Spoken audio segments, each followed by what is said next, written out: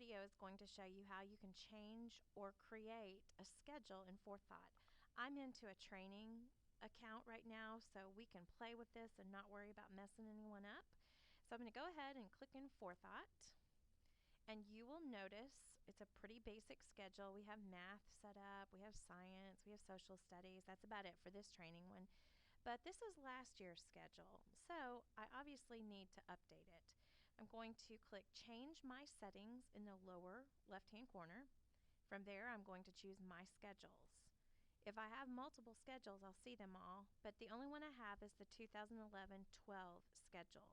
So if I'm teaching the exact same grade level and I just need to update the order of my classes or maybe the name of my classes, I could click on it and hit Edit Schedule. However, if I changed grade levels or had any real significant change, I'm going to encourage you to remove the schedule and start over again. And that's what we're going to do here. So I click Remove Schedule. Don't worry, you're not going to lose anything from what you did the previous year. So I'm going to type in 2012, if I can click into it, 2012 to 13. You can name it whatever you want. You're the only person that's going to see that name. The first thing I need to do is add an entry.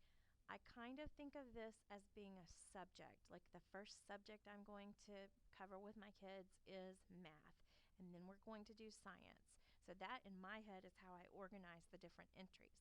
If you're a secondary teacher or a teacher who works with a departmentalized grade level, you may only have one or two subjects, and so you may not even need to put them in the same order. It's up to you. So I click Add an Entry. The first option is a course with learning standards, and that's where I'm going to go connect the TEKS, so that's important.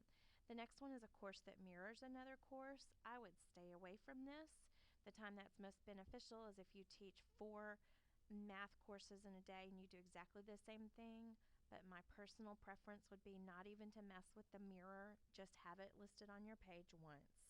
The special entry is if you need to be able to put in special notes like this is our lunchtime and these kids go here and these kids go here, or this is recess. Probably not all that helpful for you day to day. It might be helpful to a substitute teacher though. So most of our courses are going to be the course with learning standards. I'm going to go to my 3rd grade math. We'll say we're going to start with that. I click Next in the lower right hand corner. I can rename it here, so if I wanted to put in the time of day I was going to be covering math just to kind of help me keep a schedule, that's fine, but it's not necessary. I click Next. I'm going to go ahead and add in a couple more. So I'm going to go back to a course with learning standards, and now we're going to do social studies. I'll leave it named that. I'll add a 3rd entry, and this time we'll do English Language Arts. Next. Leave it named that. If I need to arrange them, I can click on it and I can move this one up. I can do anything like that. Once I have it the way I want it, I go ahead and hit Next in the lower right hand corner. Now it comes back and says, do you want to add another schedule? Nope, I'm good with just one schedule, so I do have to hit Next, bottom right hand corner. Now it says, congratulations, you're finished. So I click the Begin Using Forethought. So that's as easy as it is to create a new schedule. Now one more thing I want to point out.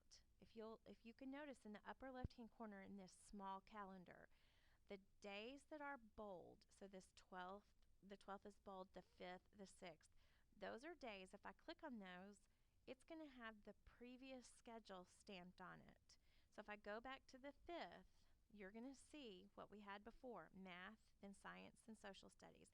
But if I click on a day that has not already been stamped with a schedule, so it's one of them that's unbold, you're going to see the schedule I just created, math, English, social studies. So from here on out, it's going to have that.